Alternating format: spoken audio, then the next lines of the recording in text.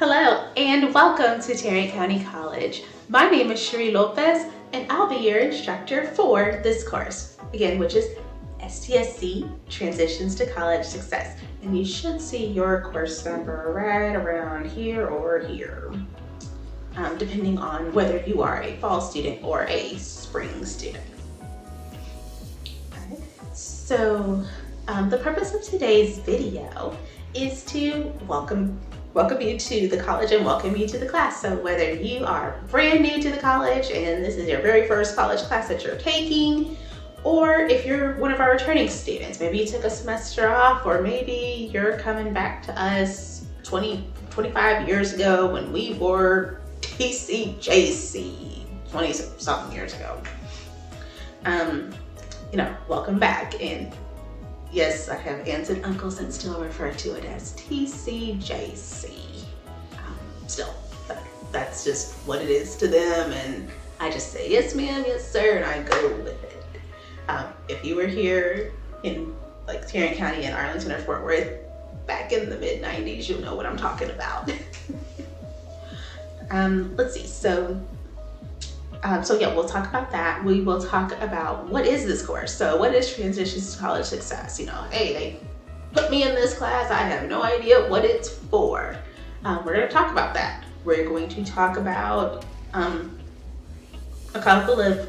few of the topics that we're going to cover. So that way you have an idea of what's coming, what type of materials you're going to need for class. So whether you're in my class that starts on Monday, August 22nd, my October class that starts in mid-October, or my spring classes, all this information should be the same. Since we haven't had this online version of the class that long, we've had it about a year or so. So I don't anticipate a lot of stuff changing. So we'll talk about that. We will also talk about, materials as well, like what do you need for the class, especially with this being an online class. So it's structured a little bit differently than what you would see with the in-person class, or even with a hybrid course that's like part in-person, part online. Like this is 100% online. And I'll give you a little bit of background about me, and then I'll give you some information on how to test out of the course if you would like to test out. Maybe some of y'all have already tested out and don't know. Here's how to tell. And then lastly, how to get in contact with me if you have questions or need help with anything. So without further ado, let's get started. So I guess I'll give you guys my intro first, and then I'll go into what this class is and who typically takes it. So again, my name is Sheree Lopez, and I have worked for TCC since June 2008. So they got me pretty much right after I graduated from undergrad. So I was 23, teaching like about 4 classes. And I come from teaching English as a second language, ESL, and GED high school equivalency classes. I've also worked as an academic advisor full-time. I started that in 2010, and I did that all the way up until 2021. So if you have academic advising related questions, I'm not 100% up to date with anything that's changed within the past year, but I can help you map out some of the more general things and help you get prepped for your upcoming check-in meetings with your current advisors or program coordinators in case you need to check in with them. So let's see. So we do that. What else do I do? I guess background, military brat. So born in Georgia, raised in Texas, graduated from high school in 2003 from Sam Houston High School in Arlington, graduated from University of Texas at Austin in 2007. So I was there from 03 to 07. I was actually a summer school kid. Going back to even with TCC, I was in dual credit all the way back in 2002 as a junior. So I took dual credit courses over the summer. English 1, English 2, federal government and macroeconomics. I did think a second one I'd take.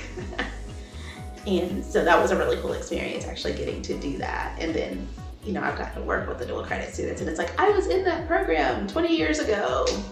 Can't believe it's been 20 years, but I was in it. So got to do that.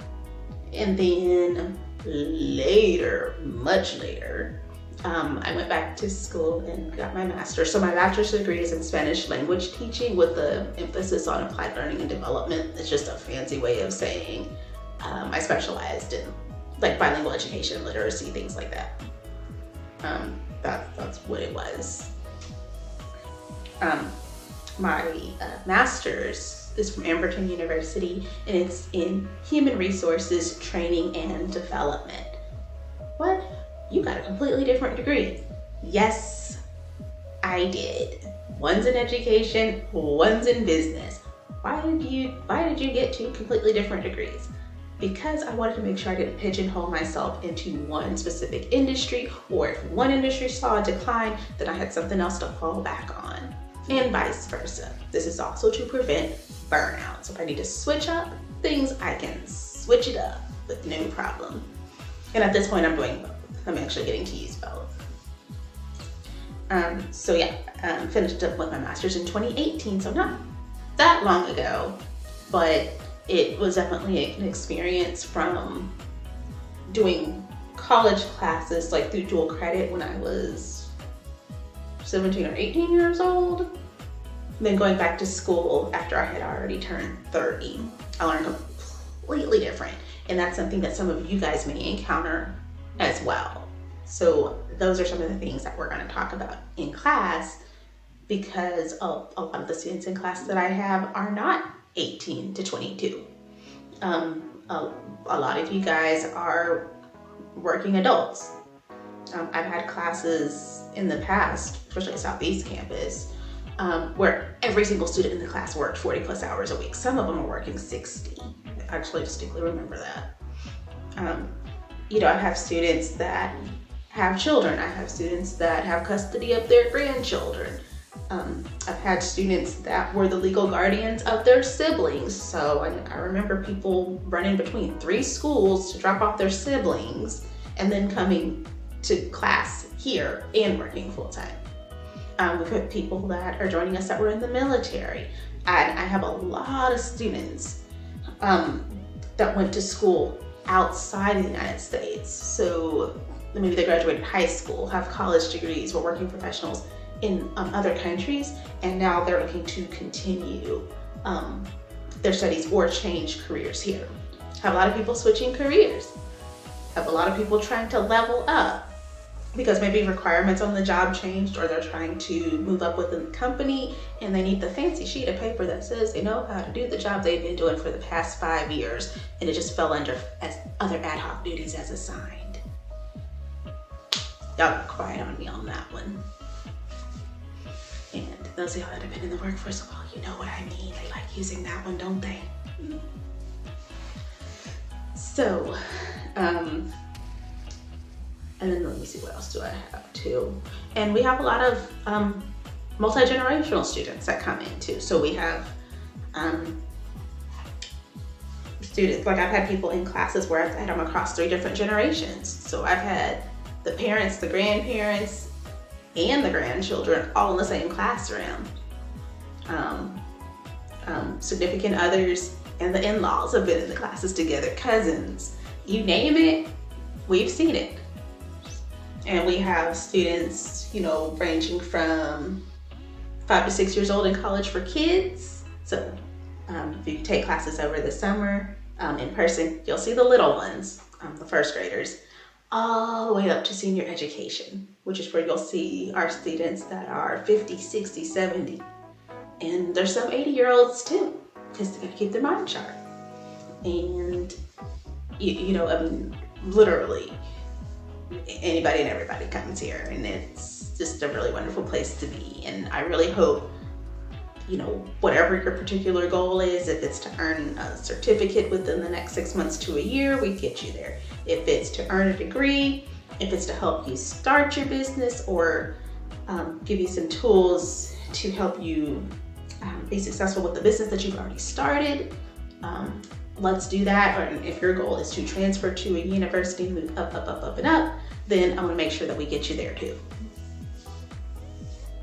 So yeah, that's kind of a mirror of the different types of students that we have here. Like, literally, we get everything. Let's see. Some of the things that we'll talk about in class and what you'll need for class. So materials first. Materials. You will need ideally a laptop or a desktop computer. Can you use mobile devices such as a tablet or a phone to do your work? You can, but Canvas, the program that we use for the work, is not perfect. It is okay with some of that stuff. I personally think you will avoid certain headaches if you go and either, like if you already have a computer, use that. If you don't, good news, you can check out one from any of our libraries for free of charge. We do have those available. You will not need a textbook for our course, but know that for some of your other classes, some of the instructors put them on electronic reserves. So for my in-person version of the class, we did have a book, and my hard copies are actually on reserve at the library for checkouts for the students that, you know, had some challenges with financial aid or something like that. Like if it was delayed, I made sure that there were copies of our book accessible. So, and a lot of the other instructors have done that too, because we know that there's some delays with some of the things. So I would do that. Google Chromebooks also act really funky with some of our programs. So wouldn't recommend using that if you have one of those. You know, get you pretty much anything else but that. And it's just because some of the stuff just doesn't pull up from what I've observed in my in-person classes when people brought them and I was like, whoa, half your work's missing. And it just didn't display properly or something. It's weird. You can download the app, the Canvas app on your phone or on your other mobile devices. It should send you notifications about when your assignments are due. Just make sure that you keep up with that. I would also have a electronic planner or like a handwritten planner. I would have some sort of backup in case they're doing maintenance on Canvas, which they do from time to time, and you can't get in. A lot of times they send those notifications up to us in advance. So I probably would write some of your stuff down and say like unit 1's due on this day, unit 2's due on this day. And I try to keep my dates pretty consistent. So that way you're not like looking all over the week for when your stuff is due. I would download Microsoft Office 365 so you have access to that as a student. So remember, as a student, you get a lot of really cool student perks from various businesses and vendors. This is one of them. So if you go to office.com, use your STSC email address, it's supposed to allow you to download the program where you can, use that. You can also use Google Docs. Just make sure if you're using that and you're turning in work, make sure you set the permissions so that way I can go in there and view your work and edit if I need to. So don't forget that, because that happens where people will send me stuff and I can't open it. If you are using like a product like a MacBook or something like that, make sure that you convert your files, because we will typically be using stuff that's in Microsoft Word, Microsoft Excel, and Microsoft PowerPoint, which, for example, PowerPoint is slides, if you're on a Mac. So with the computers that we have here at work, we can't open those files. So you have to convert it to a PDF. You need to do it in Google Docs, or you can convert it to an image, such as like a JPEG or you know, one of those other compatible files, then that should work. I am one that will tell you if I can't open your work, I will let you know. So you gotta make sure you check your emails and check your messages in Canvas. In the grade book, there's a little area to put submission comments. So a lot of times if I receive something and I cannot open it, I will tell you there. So you wanna make sure that you check your grade book every couple of days to make sure that I received your work and that I can actually open it, or that you didn't accidentally submit something that was blank, because that happens too. So make sure you submit the completed version of your work, not the template. Some professors will not count it. They will kind of say, well, hey, I didn't get it on time, and that's it. I will let you know, but I want to make sure you guys are in the habit of checking for those things. Those are the main things that you'll actually need for class. Because if there's no book, you'll need to have access to Canvas. I'll send out a new video that goes over where everything's going to be in Canvas. I haven't turned everything on yet because I don't want people in there messing with stuff and opening things up and having them grade automatically by accident. So I'll turn everything on where you can get into it on the first day of class. It's typically in the evenings after I get off work from my full-time job. So we'll see that. And yeah, class is 8 weeks, approximately 8 weeks or so. So I have a class that ends in October, another one that starts in October, ends in December, and then we'll have our spring courses that start after the winter break. So that's how they kind of go. We had a similar version of this class at UT Austin when I was there. Ours was 16 weeks, so we lasted the full semester, and it was really helpful, especially for me. I was a first generation college student. I wasn't the first person to go to college, but I was the first person to finish. So I had a couple cousins that started, but for various reasons, they didn't complete their goal at that time. And me, while working full-time hours, I also went to school full-time and I got my stuff done.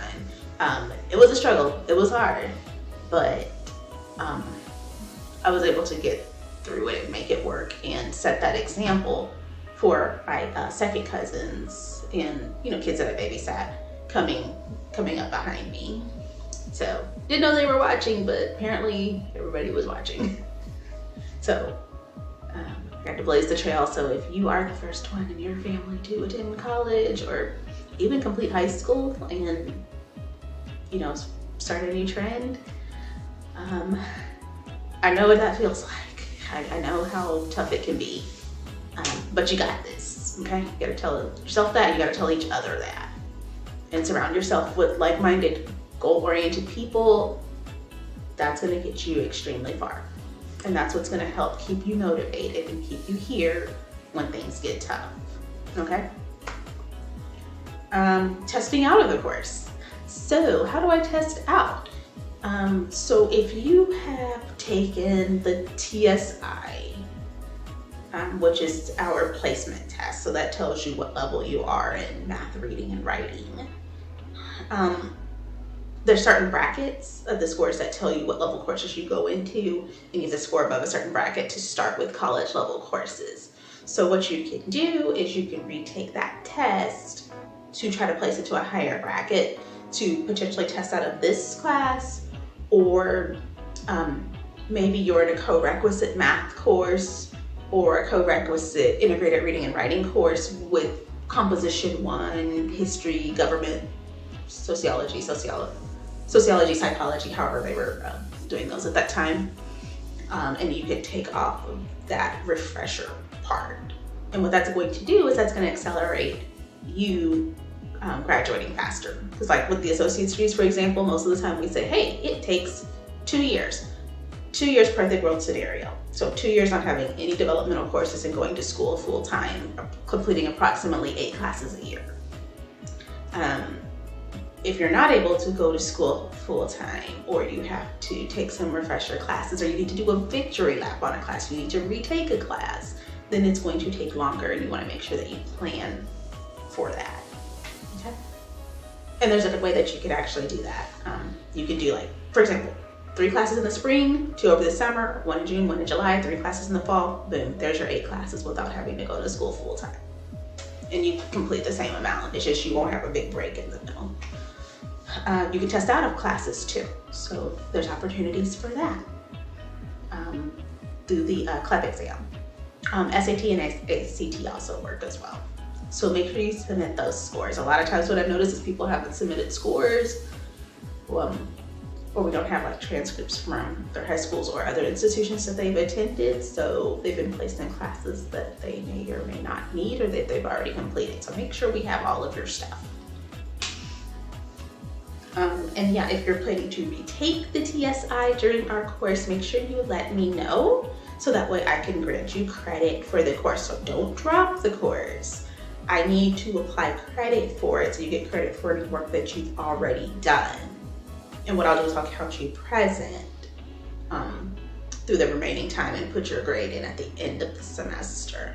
What happens is if you try to drop it, if you've taken out financial aid or anything like that, then depending on when you drop the course, you may have to pay that money back. And you know, we're trying not to, my goal is to make sure you don't get slapped with a bill.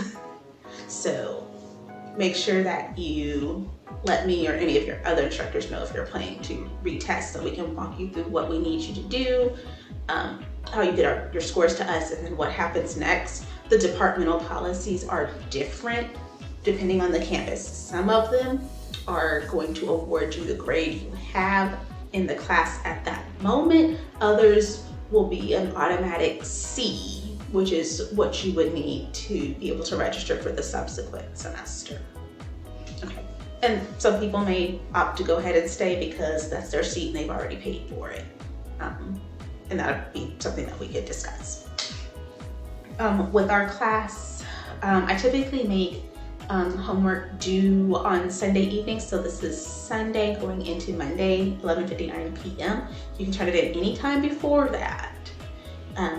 Again, since our class is online and it's not one of those ones that we're teaching live, I pre-record everything. You can watch like the videos on how to do your work any time of day that you need to, and then you can do your work any time of day that you need to do. I had a bunch of people in my summer class that were up at 5:30, 6 o'clock in the morning because they have young children, like 1 or 2 years old, and they were trying to get everything done before the kids woke up. I was up with them because I have a 2-year-old as well. So you may notice I'm online at 5:30, 6 o'clock in the morning, but I'm grading papers, I work out, and then I log in for my full-time job at 8 o'clock in the morning, all before my 2-year-old wakes up.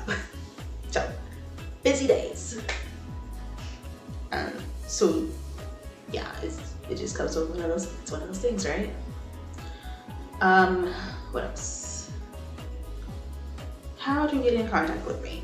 Okay, so for office hours, what I like to do is I like to do them via video call. And we use a program called Microsoft Teams. There's an app for that too, so you can download that.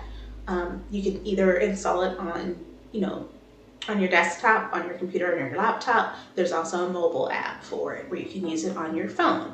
I like it because it has a screen sharing feature. Why is this advantageous versus just emailing back and forth if I have a question? Well, because if you really have a question that we need to hash out, then I can help you in real time. So you just, email me using your MyTCC email or through Canvas. I'll get the message because I have the apps for both of them. So it'll come to my phone. We'll schedule an appointment. And then what I'll do is I'll meet with you virtually through video call, through Microsoft Teams. So it's very similar to Zoom or Skype. They just haven't approved us to use those platforms. So that's why it's going to be on Teams. And I'll work with you in real time. And then you can share your screen. I can see exactly what you need help with, or, hey, my work's not submitting. Hey, I can't open this. And I can troubleshoot it with you right then. So same thing, I'll set up weekly office hour times, but then again, you're welcome to make individual appointments or small group appointments. I'll be setting up some meet and greet times as well for you just to drop in and say hi. So I encourage you to come to office hours, whether you need help with your work or not, because it's still helpful to get to know your instructors, because you know, you may need one of us for a letter of recommendation for a scholarship. You may need us for a job reference or a letter of recommendation to a university. So we have to know you to be able to submit that stuff for you. You know, a lot of those things that we turn in are a page or two, so I gotta know enough information to type up that much. So pop in for office hours, even if it's for 5 minutes, it makes all the difference in the world. And you'll see that becomes more and more important as you go through your college career. All right? I'm trying to think if there's anything else. I don't think I mentioned my other department. So I do also work for the Business and Technology department with TCC Connect. Remember I mentioned that I have a HR training degree. So I do teach business courses. So business students, if you would like to take my class with me in the future, I would love to have you. Sorry everybody else, I'm not teaching the other areas. I need more graduate hours. I gotta have 18 hours and everything else to be able to do that, or a doctorate or a law degree. But business students, if you have questions, I've got you covered there. Same thing with education students, I can probably get you through a lot of stuff too. What else? There's anything else? Oh yeah, my full-time job. So I actually work for a Fortune 50 company along with my husband. So we work for a major insurance company in the area. I am a commercial auto underwriter, full-time, from 8 to 4:30 during the day. So, and I'm saying that because a lot of times you may email me, and it doesn't mean I haven't seen the email, I just may not be able to respond right away because I'm working my full-time job, since I'm not full-time with the college anymore. So yeah, I'm wearing my other hat, getting to use my other degree over there. So if you have a food truck that you're trying to get started, or you got a farm vehicle or something like that, chances are your stuff might come across my desk, and I'm one of the people that has to go through all the photos and make sure that you got all your permits and everything to be able to operate that vehicle safely. So we get to be kind of the gatekeepers for the company. So it's pretty interesting. It's very different from education, but like I said, it's nice to be able to kind of use both degrees a little bit and diversify that skill set. Let me see. Other than that, guys, I guess that's all I have for you guys today. So we'll get into that. So you guys will start off with your Unit 1 assignments, which kind of introduce you to the campus resources and providing an introduction to me and your class. Unit 2 goes into time management and how you balance everything together. And then from there, we go into goal setting, note taking, test taking strategies.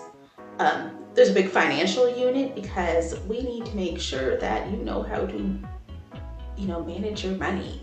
The last thing I want to happen is for you to come in here, you get your degree, you get your fancy job, and then you realize that, you're still struggling because that lifestyle creep has come in.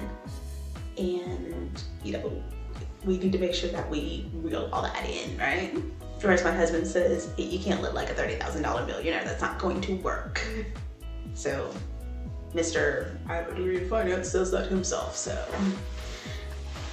those are some of the things that we're going to address. So it's not just academic skills. We want to make sure we address those life skills too. All right. Well, I'm looking forward to meeting all of you guys. So stay tuned and check for my Unit 1 and tour of Canvas videos soon. Take care and take care of each other, and we will talk soon.